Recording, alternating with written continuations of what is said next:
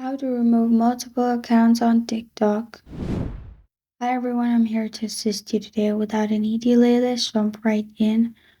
First, open TikTok, click on your profile located at bottom right, then click on three lines at the top right corner of your screen.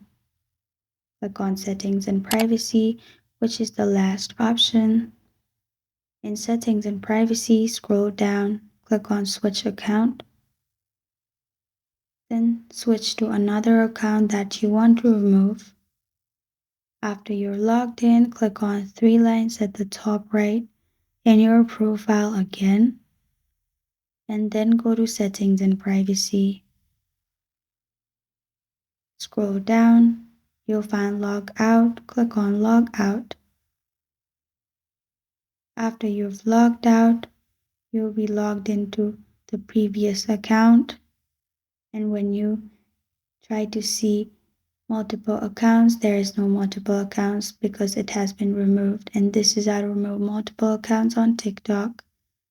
Thank you for joining me today. If this video helps you out, please leave a like and subscribe for more. Got a question or want to suggest a topic? Comment below. Thank you for watching.